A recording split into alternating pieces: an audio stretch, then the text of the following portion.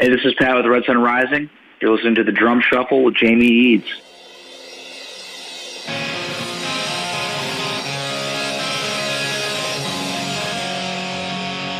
Welcome to The Drum Shuffle, a podcast offering insights, perspectives, and conversations for drummers.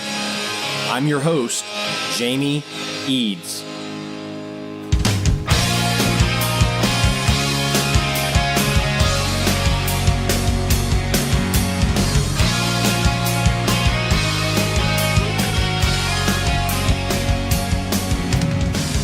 Hey, how's it going out there, everybody? Welcome to the Drum Shuffle. Jamie Eads joining you as always.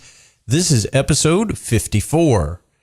I'm really excited to be bringing you an interview today with one of the fantastic up-and-coming drummers out there today.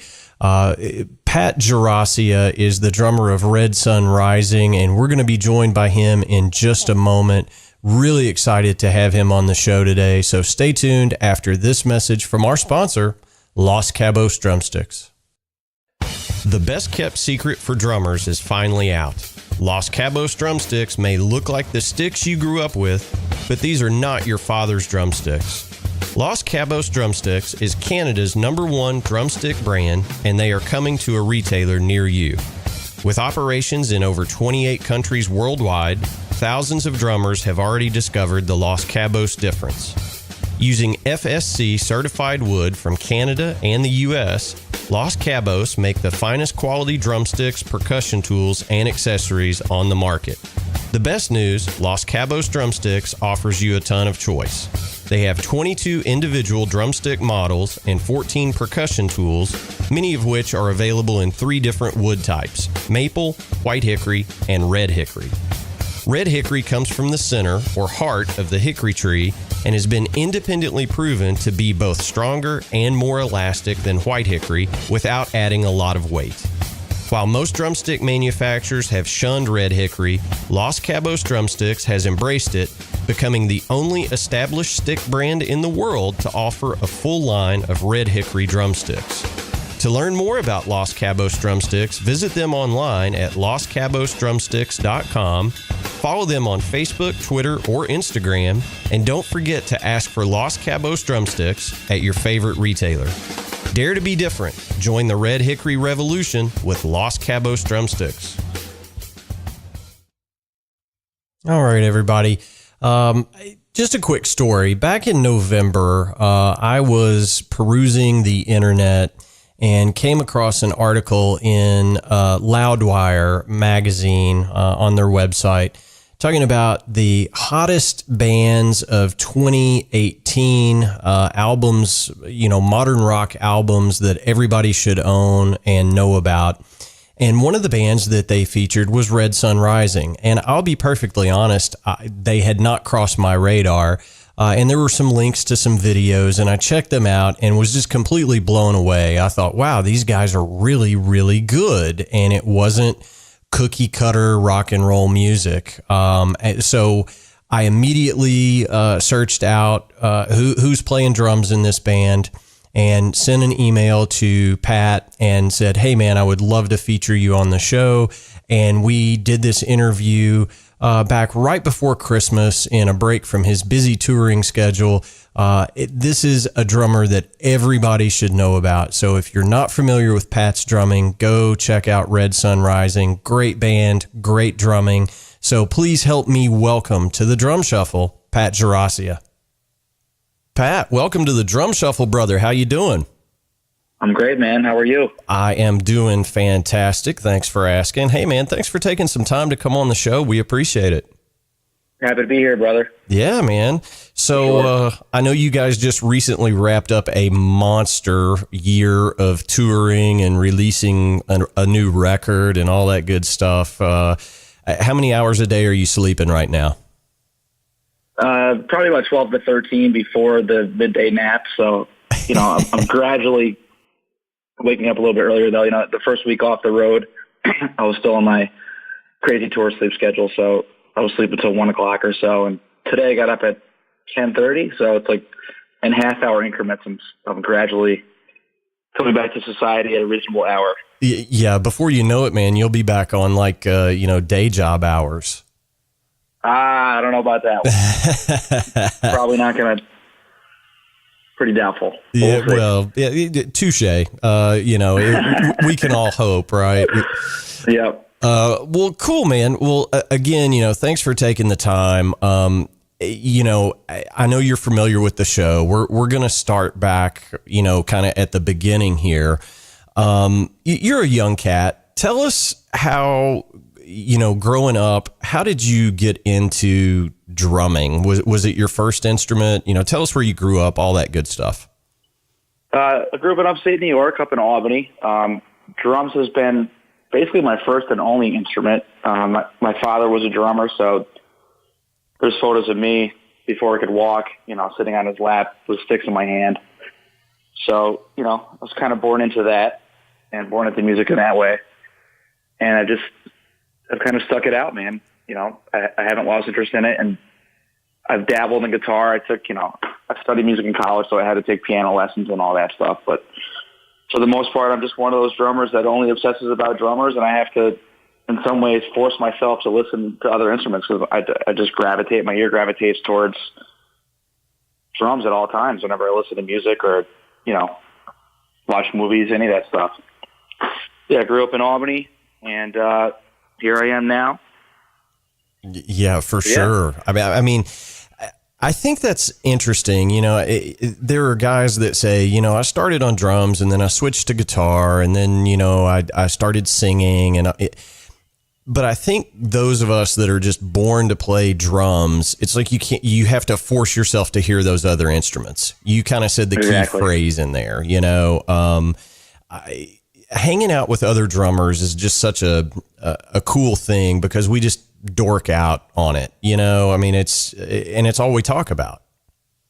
Exactly. And I don't think there's a lot of instruments where you can really, really relate to that either. I mean, we're kind of in a league of our own here, which is fun. It's an easy way to bond. Yeah, for sure. It's automatic. Yeah, for sure. So growing up in Albany, something that I have learned, I grew up in the South. So, most drummers kind of have a background of, being in the marching band in high school and, doing football games and all that stuff. But something that I've learned since starting this show is that where you grow up geographically kind of controls whether or not your football team even has a marching band. So, it was the hardest thing for me to figure out that guys up north, that's not really a thing. So talk to me about your early days of drumming. Did you do drumline, things like that? Or was it more of a, hey, I've got a drum set, I'm taking lessons and I'm going to learn the instrument? Well, it kind of started with, I got my own drum set in like 5th grade and I was allowed to go to my middle school early and play the drum kit from like 7 to 8 a.m. The music teacher would just let me jam the kit. And eventually I ended up joining, the school band, the orchestra, the jazz ensemble, all that stuff. But ironically, I moved to South Carolina when I was 15 years old, so I was in 10th grade. So I went from a school program that was dominated by the jazz band and the orchestra to a program that was dominated by the marching band. I wasn't a marching drummer. I'd never even picked up those the heavy marching sticks until I moved to Carolina. So I kind of stayed away from that. I was just kind of too far gone in the traditional percussion stuff. But all my friends and all my buddies in high school were all in the marching band, and they could absolutely smoke me on a drum pad. But none of my friends at the time were really that great at drum set. So they had such a technical background that at least in my experience, it kind of stifled their creativity behind the drum kit. But I kind of got the best of both worlds in that way. I got a little bit of a taste of both avenues. Yeah, sure, man. Well, and I think that's interesting, and it's something that I never knew, but I was talking to a couple of my Canadian brethren, and I was like, well, were you in marching band? And they were like, man, there's like 2 marching bands in Canada or something ridiculous like that. And I didn't even know, I just, it didn't even dawn on me that like football isn't a thing in Canada. Yeah. It's all hockey. So it was all jazz band and stuff, For sure. So your first drum set in 5th grade, so you started very young. who were some of the early influences for you? Well, obviously my dad was my main influence, and I had the band director for the concert band, which had easily 100 kids in it. He was a percussionist. Like, that was his main instrument in college. So I actually really looked up to him as a drummer. But, obviously the big classic rock drummers early on, John Bonham, all that stuff. And eventually, in my more adolescent years, I really latched on to bands like Tool and Alice in Chains, and, the whole grunge movement, Soundgarden, Rage Against the Machine. Yeah, I would say, my early roots came out of classic rock because of my dad, and he kind of started to discover newer stuff as it came in, as the grunge movement came together, and as some of these crazy other bands like Rage and Tool came out. He was always hip to those new acts, and I would kind of get turned on to them as a result. Yeah, well, it sounds like your dad was a lot cooler than mine. So that's pretty awesome. How old were you when you first started, forming your first, garage bands or basement bands? Did you start doing that, right away? Pretty much right away, because, I had all my best friends happened to play instruments back then, and I started a band in 6th grade called Phase, F-A-Z-E. Nice. And yeah, we were the best band ever, man. Of course. So yeah, those were some fun days. Our first show was at a YMCA. They had this track above the gym, above the basketball court. So we invited all our friends. We played on the track. It probably sounded terrible because they were like literally 10 feet below us. And my buddy Luke, I'll never forget this. I got a quick story for you now that we're talking about this. I can't let this go.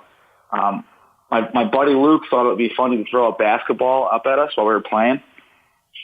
It knocked over my snare drum and broke my bottom head during the show. I started to cry because I thought the drum was actually broken. I guess I didn't realize you could change the heads yet. So I thought he broke my drum kit. I was devastated by this. But otherwise, it was a great gig. Tons of girls there too. That's fantastic. You started on the Spinal Tap career path at the very first gig. That's fantastic. It's a bad omen. Yeah, no doubt. Well, I remember the first time I broke a drum head, I was like, oh God, it was like the end of the world. My snare drum will never sound that good ever again. So, I mean, that's just what we all go through as kids when we're starting out. Now, you mentioned that you moved, when you were a high school age guy. Did you move around a lot, or was that just kind of one of those one-off things? Because the reason I ask, I find that kids that move around, they tend to use music as, their social in. Sure, you're nailing it. Yes. In a new town, right? I mean, it's like music is the universal language, and, you move to a new town and you say, hey, I'm a drummer, and all of a sudden you have this whole new world that opens up. Yep. So I was only really uprooted once. When I was 16, my mom got a really good job offer, and we moved from Albany, New York to Clover, South Carolina, which is a super small town outside of Charlotte, North Carolina.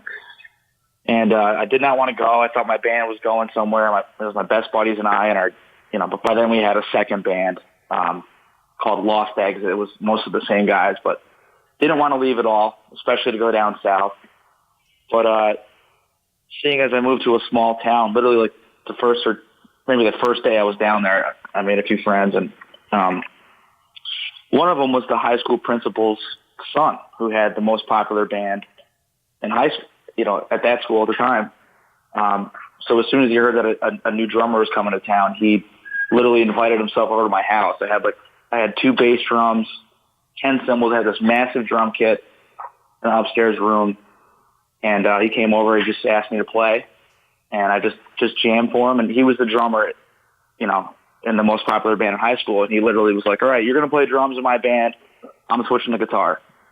So I immediately joined one of the more popular bands in school and made all my friends from that. Yeah. It's such a similar story. I mean, a lot of people have that same kind of common thread that, music is your social outlet. Yep, exactly. Well, that's fantastic. I can relate. Yeah. Well, so did you finish your high school days in the South, in the Charlotte, the greater Charlotte area? I did. So I finished out high school there and ended up getting a music scholarship for a small school called Winthrop University. They had probably 60 or 70 kids in the music department, probably 15 of which were percussionists. But yeah, I kind of stuck it out in the Carolinas for about 10 years. So 16 years in New York, 10 years in South Carolina. And then I moved to LA in 2012, I want to say, 2013. Okay. All right.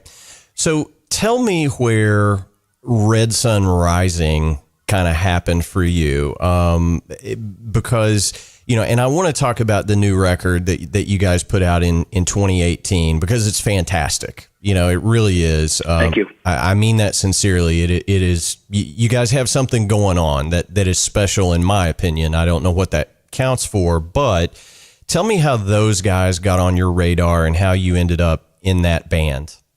Sure. It's kind of a long story. So my band broke up in Charlotte, so I was like, you know what, I'm going to go pursue a freelance career. So I moved to LA.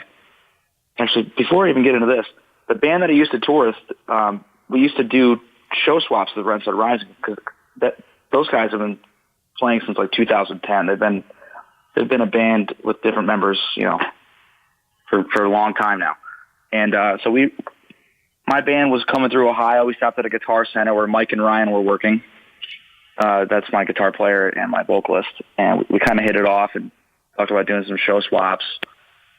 And we ended up doing some independent touring together. And, my band broke up, moved to LA. We kind of lost touch for a little bit. Next thing you know, Red Sun Rising signs a record deal.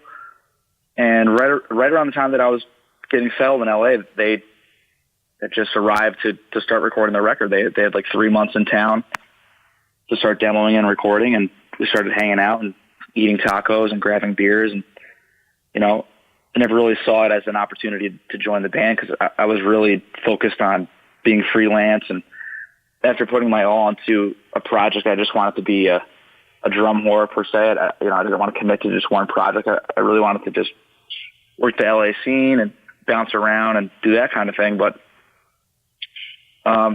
started jamming with him in the studio and just talking it over. And next thing you know, I decided to join the band, and here I am now. Yeah, for sure. Kind of a happy accident. I mean, I literally met those guys in a 5-minute span, just walking in the Guitar Center. Out of all the Guitar Centers that I've been to in my independent touring days, for some reason, I hit it off with those guys. Yeah, a little bit of serendipity cool there, maybe. Yeah, I really do believe in that. So, for sure. Well, that's cool. Now, so you recorded a record with those guys, and I'm gonna guess here that was probably the record before the new one that just came out in 2018, which is called Thread. I'm assuming it was the record before that, right? Well, Polyester Zeal. So the first record that I actually recorded on was Thread. So I did the producer's son, Chris Marlette, play drums on Polyester Zeal. Okay. So I was in and out of the studio. That was already set in stone before I started coming up to the studio. But I was still there. We jammed out. I got to play on some stuff. But ultimately, the first record that I got to record at Red Sun Rising was Thread last year. Okay. And that record came out in March, right? Yep. Okay. So correct. Talk to me a little bit about, and I know that everybody has great expectations when they release a record, right? I mean, everybody thinks this is really going to do something, and 99% of the time it doesn't. I mean, let's just face it, it's the music business, right? Sure. But you guys just kind of exploded in 18. Talk to me a little bit about, the process of doing the record coming out, and then how busy you guys were for the rest of 18. I think coming into recording Thread, the band's first record was commercially very successful. We had 2 number 1 active rock radio hits, and, that sound really took off for us. And most people kind of wanted to hear the same thing, it seems like. And, I consider our band to be just an ever evolving band. Like we're not going to make the same record twice, and we're not even really aiming to please somebody in particular. We're just writing music that is true to us and feels good to us. And Thread, in a lot of ways, it opened up a lot of doors, and in some ways it closed other doors because it's not as mainstream. It's, it's a little riskier, it's a little vibier, and it's a little bit more unique. But I think our goal is to continue to find our own sound, and it's not always going to be comparable to other acts, but we're trying to carve out our own thing. I was actually talking to my singer today. We were texting about the band 311, and there's nothing that sounds like that. And you go from their earlier records to their newer stuff, or Incubus would be another example. It changes so much from record to record, and they have such a unique sound that they're kind of in their own lane. So we're kind of trying to carve out our own lane and our own sound. And I think Thread was the first step towards doing that, because the first record was a little bit easier to understand. I don't want to say it was simpler. It was just a little bit less risky, I guess you could say. Yeah, I think that's fair. And yeah. I said to you before we, did the interview here, that a lot of the modern rock stuff, honestly, you can't tell the bands apart. Sure. I don't have that problem with Red Sun Rising. Okay. And I'm one of those guys that, how do I say this? I'm very opinionated, right? I mean, I will readily admit that. And when you guys crossed my radar, I was like, there's hope yet for, for new rock music, because it doesn't sound like everybody else. So I think that's a testament to what you guys are going for. Right. And I mean, we could very easily write a record that sounds exactly how it's supposed to sound in terms of what the modern rock formula is. And even Polyester Zeal, it still sounded way different than, the typical rock formula. But I just think we took that even farther with Thread, and just took even more risks. And we're just trying to be a band that only sounds like us. Like the second you hear a Red Sun Rising song, we want people to know that it's us. Well, mission accomplished. Because appreciate it. Yeah, for sure, man. You're welcome. And I'm really rooting for you guys, but because it is different. And I know that this record has gotten tons of, kudos in the press. I know, Loudwire, I think it was, listed it as one of the, 20 best new albums of the year. I mean, there's been all sorts of praise coming in. So, how does that feel? It feels great, but it's also been kind of slow, because that stuff's kind of happening recently. I think when people first heard the record, they've kind of had to sit with it and digest it, which I think is cool, because some of my all-time favorite records, the first time I listened to them, I was like, what is this? What's going on? And then by the time it grows on you, it's something new and fresh. But yeah, it's great to be acknowledged for that, and to see, some of our risks pay off. Yeah, it feels great, man. We're already itching to get started on the next one, and we're going to start writing in January. But, this record has plenty of life left, but we're creative dudes that can't wait to make the next one. Yeah, absolutely. Well, and just to follow up on that, when Led Zeppelin 1 came out, Rolling Stone absolutely bashed it and said this is the most awful thing we've ever heard, basically, and we know how that turned out, right? We sure do. Yeah. So I do. we're still, we're still talking about Zeppelin, so, I mean, I think, you can take the critics or leave the critics, but I think it's great that you guys are getting some of that attention. And the best records of all time, I think, are records that you have to sit down and listen to. And, as you said, digest them, and they grow on you for sure.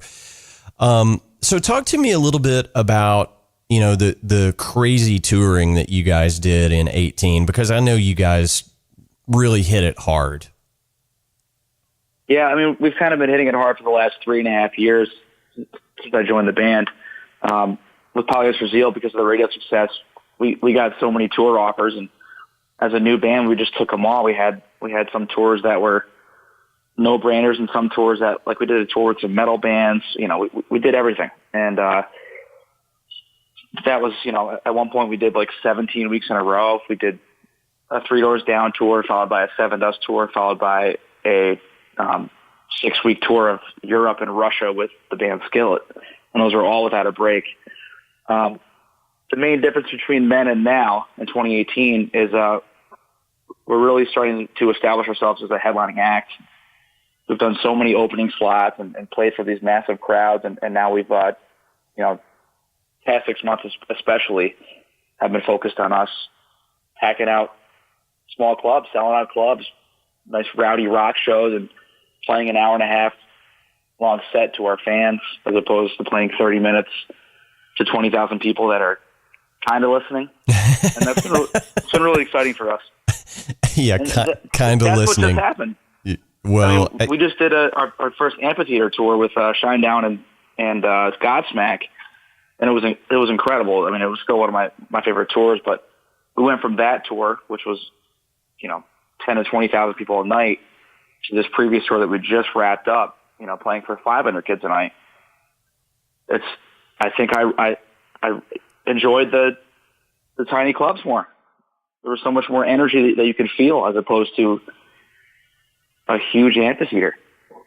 Yeah. Everybody's so spread out. Yeah. And I mean, I get that. And two, when you're kind of on one of those package tours, and correct me if I'm wrong, but when you're on one of those package tours and you're in the opening slot, it's what I call a divided crowd. If you've got, 4 bands on the bill, 3 bands on the bill, there's, a division, I'm going to see band A. Well, I'm going to see band B. You know what I mean? So when you're doing your own thing, everybody's there to see you, right? Exactly. It's a good feeling. Yeah, for sure.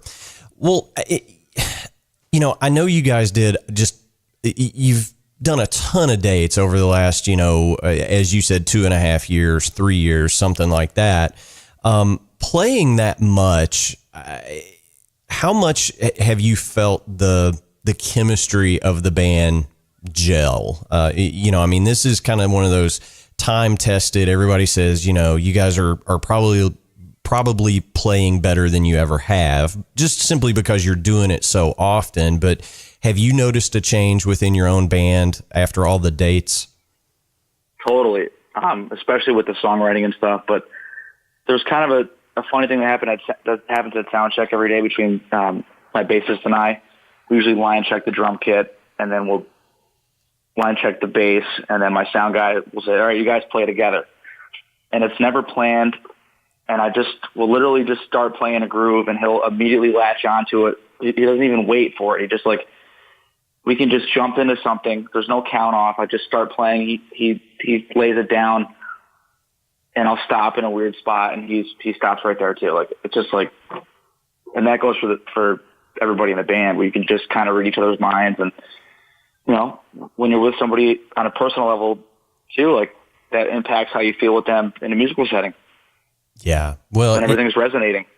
Yeah, it's just a telepathy thing that you develop over time, and sometimes chemistry is instant, but then again, you can refine it and develop it even more as you're doing it, for sure. Yep, it's been fun.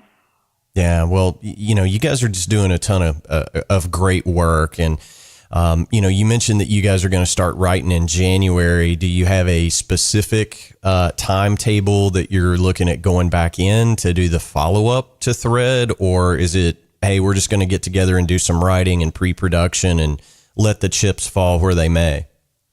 Yeah, we're just kind of exploring some stuff, and it's good to have a nice catalog of demos, and I feel like everybody gets pretty antsy when we have too much time off. We're so used to being busy constantly that take a look at January. We only have one show on the books. It's let's take advantage of this time off to get together for a week or a week and a half and just create some music together, just to keep the ball rolling, especially, everybody in the band lives in a different city. we're all spread out between New York, Chicago, Ohio, Florida, Pennsylvania. So we kind of have to take advantage of getting together when we can. So we have one show in Columbus, Ohio on the 19th. And since we're already going to be together, we're all flying in for that. Let's stick it out and stay a week together and write some jams. That's cool. I think that's a great approach. Now, you mentioned that you guys are kind of spread out a little bit, and you talk about getting antsy with time off. What is your time off like? I mean, are you giving lessons? Are you doing tracks for folks? I mean, how do you fill your downtime? I'm mostly giving lessons, and again, because the touring is changing for us with us headlining, we're starting to have a little more control of our schedule. So, I'm really starting to look out for some other opportunities to do some recording and that kind of thing. Over the past couple of years, anytime we had a month or two off, I used to put the word out, hey, I'm looking for a tour. Hey, I'm looking to do some tracks. And every time I'd get a bite and I'd be talking to somebody, talking to the managers, and then we get a festival offer and the whole thing would fall through. So yeah, I kind of stopped doing that, and as a freelance guy, I was independent for years and I was doing my own thing. I kind of crave that exciting phone call. Hey, can you learn these 15 songs and come play with us next week? Playing in the same band and being committed to the band. You don't always get that same rush, but so I haven't really been able to pursue that. I haven't had an opportunity to really, look for other work and that kind of thing, which I think is a good problem to have. But, if anything ever comes up, if we were to ever take 3-4 months off, which I don't see that really happening, I would be a little more aggressive in finding other opportunities. But for now, I relax. I just kind of get back to a healthy place with eating and exercising and sleeping and taking care of myself and truly trying to recover from, the strenuous touring does take some time. So I relax, man. I take advantage of the time off when I can, and got a bunch of students. I teach Skype students, and yeah, that's about it, man. Nothing too exciting. Well, and I think you might be a good guy to ask about this. So if you don't care, I'm going to go down a rabbit hole. Okay. Let's go. Okay. So, who some of the guests have been on this show, and I don't really delve into but you brought it up. So I'm going to go here. So you said, I eat good food. I get back into an exercise routine. Let's talk a little bit about that. When you're out there on the road, explain to folks, I think people that haven't done it, right, don't really understand what you're saying. They're like, well, how hard can it be? You sleep on a bus or a hotel room or whatever. Your food is all prepared for you. How hard could it possibly be? Tell us about a typical day in your life when you're on the road and that yummy catering food that you get. Well, the catering depends on the tour, of course, but usually, for our band, we'll park the bus at a Planet Fitness. It's a national gym. It's like $20 a month. There's like 2,000 locations. So 9 times out of 10, we wake up at a Planet Fitness. Everybody can go get a workout in before we load in and sound check and all that. That is the most rock and roll thing anybody has ever said on the Drum Shuffle. We park our bus at Planet Fitness so we can go work out. So, okay, continue. I'm sorry to interrupt, but I just had to point this out. Everybody thinks sex, drugs, and rock and roll, but it's not like that anymore. Not during the day, at least. That comes at nighttime. During the day, we got to work out, sweat out all the sin in the previous night. That's fantastic, Pat. That's so awesome. All right. So you're at Planet Fitness when you wake up, you go in and get your workout in. Continue, please. Yep. All right. Then we'll head to the venue, line check, sound check, etc. On this past tour, we had some VIP meet and greets to do. A lot of times we'll have radio interviews, either during the afternoon or sometimes before, sometimes like 9 or 10 in the morning, we'll go in and do a radio interview and start our day there, or do a radio performance. And also, the exhausting part just comes from being around, even within my own band and crew, there's 10 dudes around you 24/7. And by the time you hang out with the fans and do all that stuff, you're constantly in a social setting, and you really can't completely shut down at any point. I think that's where the end of tour fatigue comes from, because you're finally in a quiet place. It feels so crazy for me to come home and shut the door and not hear anything, and not be around somebody. Yeah. And that's why the guys in my band and I, we always end up, like, after a week apart, we end up calling each other every day because we're bored and just like, yo, what are you doing? Just get so used to that stimulation and that social setting that it's like, man, this is crazy to go to such a, different extreme. Yeah, I heard somebody describe it once as like going to your office Christmas party and not leaving for 8 months. I don't know if it's that bad. But I heard somebody say that, and I thought, that's pretty good. Yeah, that's a pretty accurate description. And the reason that I asked, you were talking about it, but a lot of these guys that, you included probably, you said, catering depends on the tour, but a lot of times you're just kind of getting the rubber chicken and the pasta and the fruit tray. And, it wears on you. It really does. You're like, okay, it's Monday. That means it's, hamburger night, and Tuesday is, spaghetti night or whatever the case may be. And, a lot of bands, request a either a cash out or takeout menus at the end of the night. And it's just like, how many days in a row can I have, Domino's pizza, right? I mean, for sure. It's tough. It really is, being away from home and relying on somebody else for your nourishment, and I'm not trying to make this into the food episode with Pat, but it's hard. Yeah. Well, everybody in my band is kind of a foodie too, so we always try to go out and explore some local spots. But just in terms of being able to cook your own food and really control your diet, is nearly impossible. Although we just got done touring with one of our openers, was a band from Canada called Dubé. 3 brothers and their dad was the tour manager and the driver and the front of house sound guy. But I don't know if you're familiar with a sous vide. It's like a way to cook meat. You slow cook meat in a vacuum sealed package in hot water over like 4 or 5 hours. It's this new thing that a lot of restaurants are doing and stuff, but these guys would sous vide meat in the dressing room. So it would slow cook all afternoon, and then he would blowtorch, like he would take the steaks out, and they're already cooked all the way through. When he would blowtorch to sear the steak, and we would just eat meat. He would just walk around with this pan of delicious tender steak. So he's kind of inspired us to start taking some initiatives with our diet stuff. And, if you really put some work into it, you can still cook and have a little bit of control of your diet. That sounds fantastic. That's a new one on me. Great. So, yeah. Dude, it was mind-blowingly delicious. Well, I'm making a note to myself, sous vide. Okay. I'm going to... I don't know how to spell that, but check it out. Yeah. Google is your friend here, folks. Exactly. Pat, tell me about your practice routine when you're on the road. I mean, obviously you guys get a sound check so you can get out there behind the kit and, kind of line check everything. But, are you chopping away on a pad on the bus or how does that work for you? Yeah, I'm always on a drum pad. For me, to warm up, I'm trying to just get as relaxed as possible. I used to try to really beat the crap out of my drum pad and just really get moving that way. But now I'm just trying to get loose. And I took a few lessons with Dave Elich out in LA. I'm not sure if you've heard his name around town, but he's kind of the body mechanics guru. And he really changed my approach to the instrument and kind of the physicality behind playing drums. So that's really changed my practice routine.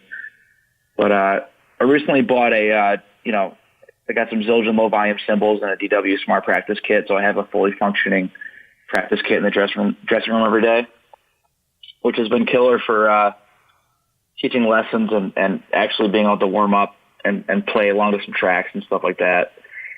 But yeah, I try not to play too long because then I'll walk out on stage and already be shot. So I try to do like 30 minutes to an hour, just jamming out. and staying relaxed.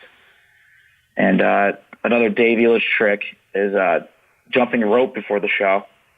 If you work up a little bit of a sweat, you can walk on stage, having that feeling of being a few songs in right from the first song. It's more than just your hands that need to warm up, your whole body. Feet need to warm up. You need to sweat a little bit. So jumping rope for 15 minutes beforehand has really been a cool little routine that I've developed. Yeah, it's the old boxing trick. Don't go out into the ring dry as a bone kind of thing. And yep. It doesn't surprise me that comes from Dave, because he's just like, he is the new like drum guru. I think everybody takes lessons from Dave. We had Michael Miley from Rival Sons on, killer band. Yeah, fantastic band. And, he was taking lessons from Dave, and he was like, man, I'm doing all this ridiculous CrossFit stuff now. Because Dave is just like one of the healthiest dudes alive, I think. Yeah, he's like the Joe Rogan of drumming. Yeah, he really is. I like that. That's a good way of looking at it. So what else is on the horizon for you? I mean, I know Red Sun Rising, you guys are going to write a new record probably at some point in 2019. I know you guys will be doing some touring, but in the big picture, what is going to happen for Pat going forward? What's the 10-year plan? Do you have one? I think the 10-year plan for me is just to continue to establish myself as a drummer, not just a drummer for a band. You know what I mean? Like, having a little bit of this time off coming up, I'm going to, reopen my practice studio. I want to get back into recording and building my teaching practice. Again, I've been so dedicated to this project and so busy with it, I haven't been able to pursue anything else. So I'm really looking forward to having some time off so I can kind of stretch out and get back into some refreshing playing opportunities on the side. And I've always enjoyed teaching, and I really enjoy taking lessons too. It's something that I'm never going to stop doing. So yeah, as a whole, for the 10-year plan, I would love to have my own studio, be able to do drum tracks remotely and learn some recording technology and not just be a drummer. I've always just been so obsessed, pedal to the metal, playing drums.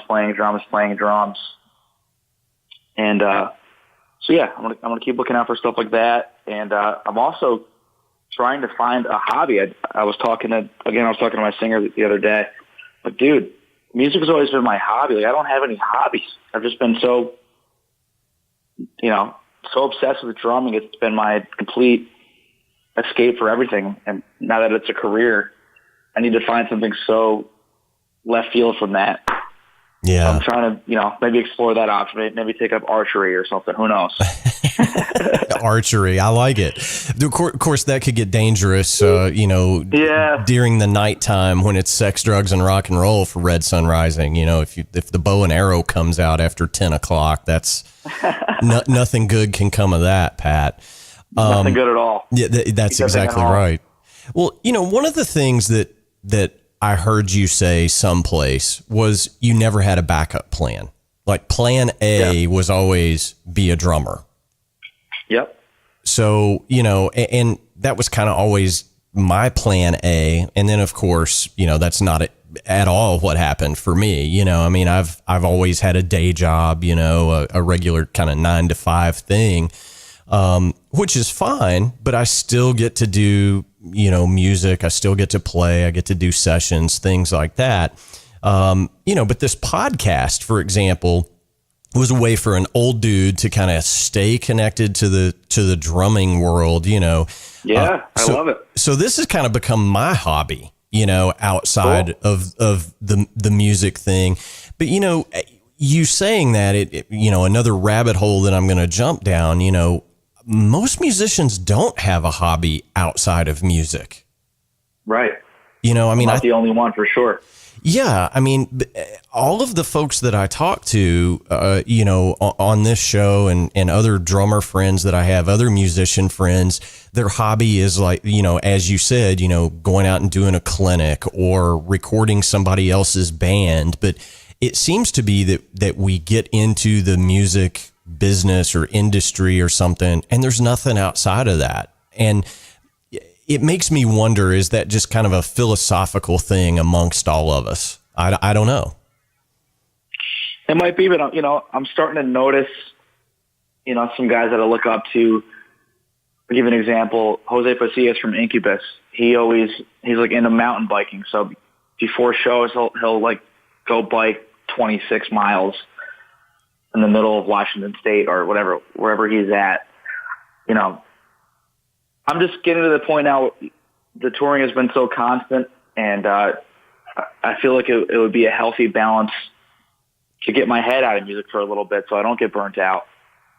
And I think that's why a lot of guys, in my position at a higher level, end up finding these hobbies and finding an escape from, or, starting up restaurants or, opening up a starter business on the side.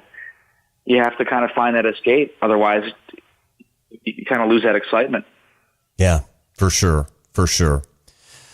Well, Pat, I wish you guys nothing but the best, and I can't wait to hear what you guys, come up with on the next one. And I know the writing process is going to start here, in earnest here pretty quick. We're talking here the week before Christmas, and thanks so much for coming on the show. I appreciate it. Now it's time for our, weekly tradition here on the Drum Shuffle.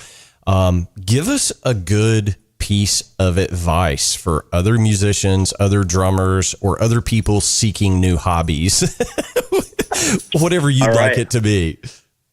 Sure. I would say for anyone looking to make it in the music industry, persistence is the most important thing. I've had plenty of incredibly talented friends coming up that I knew for sure, like, these guys are going to make it. This singer is going to be something big. This drummer is going to be in a huge band. And if you don't keep your pedal to the metal, and if you can't withstand some tough times and some challenges, you're not going to get there, man. I mean, this business, especially nowadays, is harder than ever, and everything, in my experience, it's taken 10 times the amount of work I would have ever thought it was going to. So if you keep pushing, you're going to get somewhere eventually, at least from my experience. Yeah. And, yeah.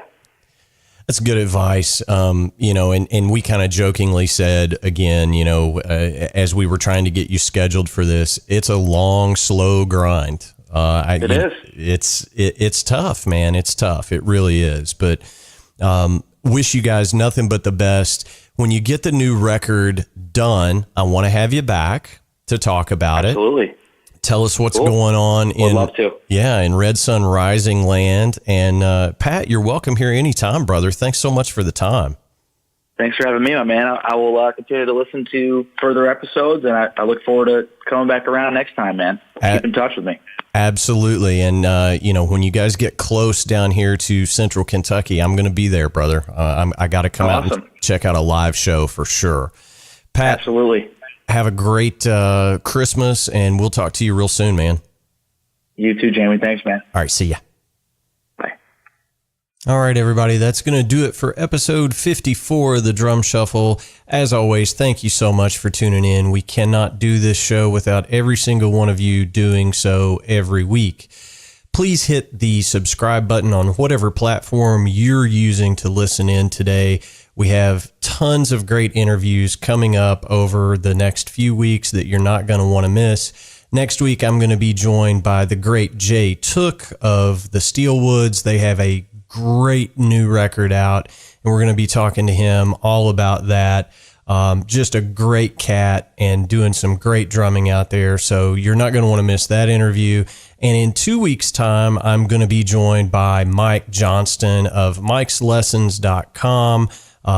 If you're a drummer, you certainly know who Mike is. He is also the co-host of the Modern Drummer podcast, probably the largest drumming podcast in the world. So we're really excited to have those two guys on the show over the next couple of weeks. As always, we love hearing from you throughout the week. Our email address is thedrumshufflepodcast@gmail.com. Our web address is thedrumshuffle.com, and you can find more information on me over at jamieeads.com. Again, thank you so much for tuning in. We really do appreciate it. So until next time, may your heads stay strong and your sticks never break. Cheers.